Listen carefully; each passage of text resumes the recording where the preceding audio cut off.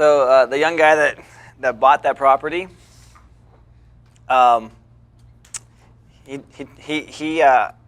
he hired people to do the cleanup. They cleaned up everything except for the toilet. He said that they could, no matter how much money he paid them, they wouldn't take it. They're like, no, I'm not touching that thing. So he said him and his brother had to do it. And he said the clothes, so they went to the back and they just stripped down naked and threw the clothes in the garbage bag. And they said they didn't even want to touch it, man. Oh, dude, I wouldn't even want to touch that thing. That's bad. So, but Joseph ended up buying that house. And he loves it. And he said, come by June 8th. All my kids are going to be home for the summer. We're going to have a barbecue. And we'd like to have you over. And we'll do the video testimonial then with my wife and all my kids.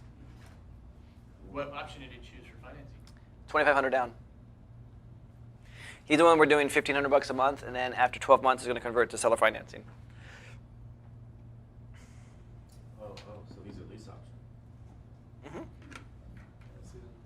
So his $2,500 is like an option fee that turns into part of down payment? Yep. I'm going to show you the contract.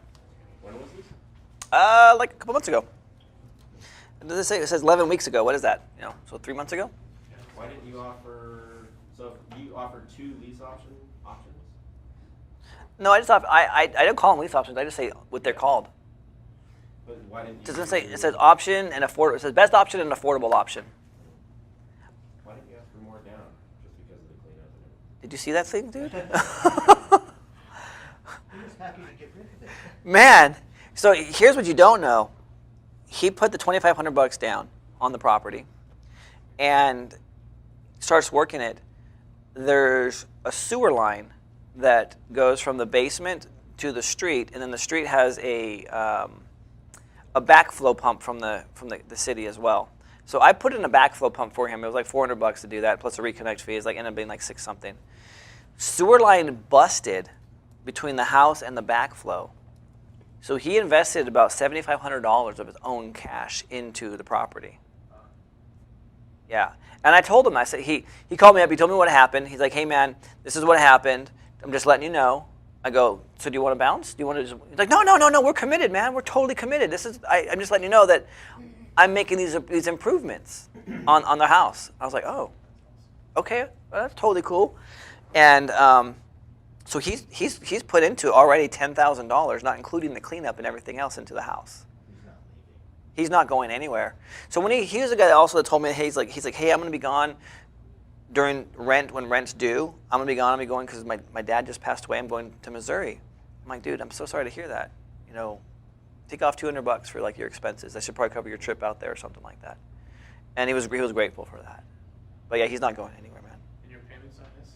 $1,500? Oh, my payment's $933. Yep. That's after the loan modification. After loan modification, there's a second mortgage that's out there for $36,000 that I'm not paying on. Nope. So I have a question. Is there any issue ever, because since he's not in the owner finance, that he's renting, that he's paying for these improvements instead of you? Mm-hmm. What's the question? Is there a legal issue with that, with the tenant being responsible for their own stuff? Well, technically he is. He's in lease option, yeah. That's a great question. So he told me after he had already paid for it and done it. I never asked him to do it. He went on his own will and did that. Yeah. If he had come to me, something like that, I would have just basically given him his money back and said, look, dude, this property is not worth it. Or I would have said, I'll just deed you over the property. You can have it, man. It's your house. Which is where I'm kind of still on the fence with, come the full year for seller financing, just to give the guy the house. So, hey, you and your family enjoy this thing. Yeah, you know what, though? I mean, I've made my money already. I'm cash flowing, $300-something a month. Or no more than that. 500, 500 plus a month on it. I'm okay. Yeah. We put some time and money into it. Yeah. So that's just where I'm at. If I can work out a deal with the bank, the second mortgage company, to spread it out over longer, maybe Instead of $300 for 10 years, why not $150 for 20 years? I'll do that deal. Still stay in it. Yeah. But yeah, so your question is a valid question. So when you're doing lease options, the real responsibility on large ticket items is you as the owner. Yeah. That's it. You cannot get around that. Now when you're seller financing it, different story. Right. That's on you. That's on the buyer. But you also run into a problem where if it's too big of an issue, they bounce on it. Now you have a house that either you have to fix and repair or find someone who's willing to do it at a discount, or when you resell it. Usually you can find somebody. For large ticket items like roofs, HVACs, things like that, I've been very fortunate to find guys that, hey, that's my profession. I can do that. For a discount, I'll move in there and fix it myself. I know how to do that. And so I've been very fortunate. This guy, Joseph, that's actually what he did. He's from,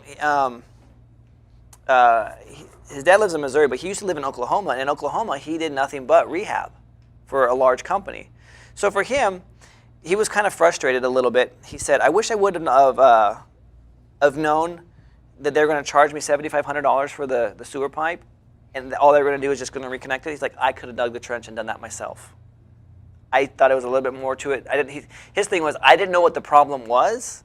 That's why I didn't solve it. But once I figured out what the problem was after they did, I was like, oh, shoot, I could have done that myself and saved myself the money. So, but he's very skilled. So, yeah, good question. Anything else? Yeah. So don't spend the money once you get it, because you might have to give it back.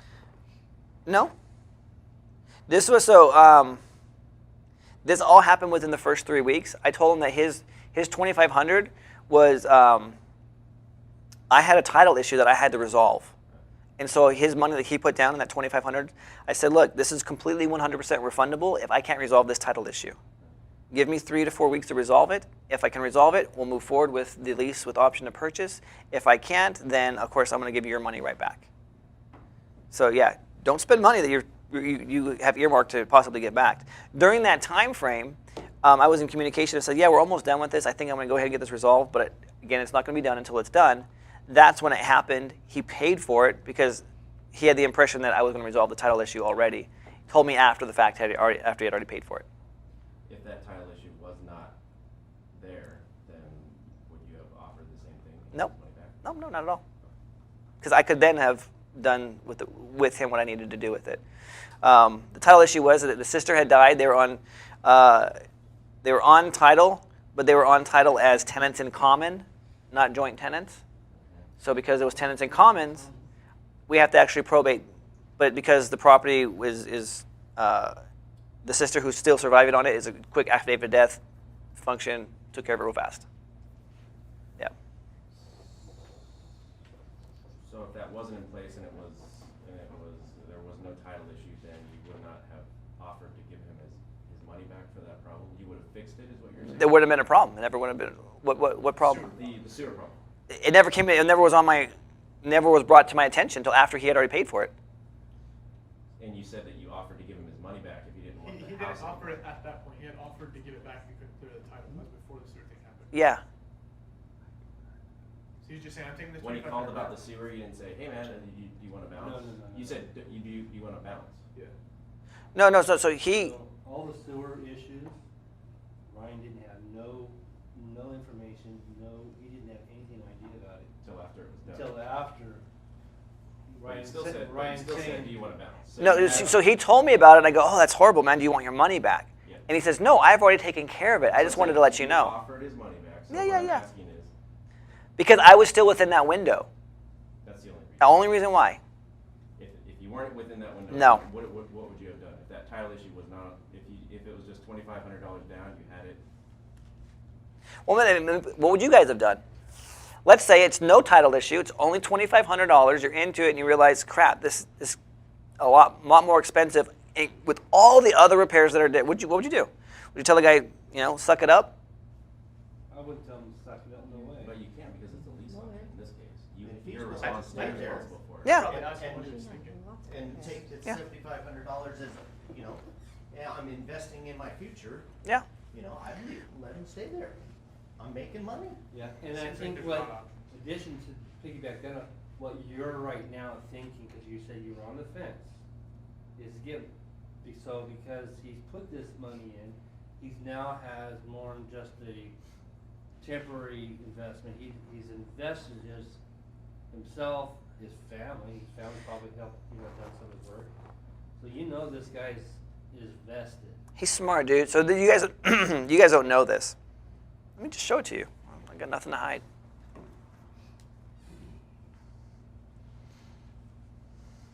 Yeah, I would not have said, I think I would have done the same thing with you. What you're doing is, I've already made enough money on this. This was a deal that I didn't even think I was like going to do anything with. I'm like, crap, this house is beyond anything that I've ever dealt with before.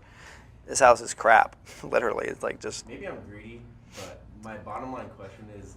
It could be the truth. I'm building. I want to build 10 grand a month cash flow, and then I might just be out of the business. I might just do a deal here and there or whatever. But I mean, I'm in this for freedom, and I want to go do my thing. I got other things going on, music, travel, all that. So that, let's say on this deal, it's $400 a month or whatever. Like that's if I give this deal up, then that's $400 that I need to go and find another deal. That's one less. Deals are going to come and go, though. Deals are going to come and go in your lifetime. They're going to sell. They're going to do something. They're going to move out. You're going to have to do something with it. How many of your deals come in and they just stay for? You're going to see this later today. I think you were Probably saying max is about 5 years, right? Don't you have a balloon at some point? No, I don't. They could stay for the full 30? They could, yeah. Because think about it. These people do not have credit or the ability to go and like this guy. He can go buy a house somewhere else. I'm going to show you his text that he sent me. That's my underlying concern, though. Is For a guy who can't qualify, it seems. Yeah. in my opinion, it seems like a good deal. It is. If it was me looking at this and I couldn't qualify for a loan, I'm thinking I'm only into this. But for you- 10 grand. And I control it. Oh, yeah. Alicia on Mulberry, she had the money and she put a lot into that house. Yeah. Remember all that? Remember? Yep. But at this I point, think- you're a landlord, sewer is a habitability issue. It's right. It's exactly right. He could say, dude, you Yep. gotta fix this. And so if he would have came to me and said, I need to fix it, I would have said, dude, here's your money back, or let me just deed you the property. She put a lot of money. Yeah. She should buy it. If he held your hand to the fire on it. Yeah, I would just give him the money, man. I'd be like, dude, man, I'm sorry. It's just, this house is not profitable for me to do that. And I have no problem telling somebody that and giving their money back. But I think your challenge is that I'm just completely just speculating here, is that as soon as someone gives you the money, you're living hand to mouth, that money's spent. at the moment. And you can't give it back to them. Yes. Then what do you do? That's one of the things is I want to know, do I need to just earmark this and just hold on to it for a month or 3? It depends on what you say to the person. If it's a lease option, then yeah, for sure.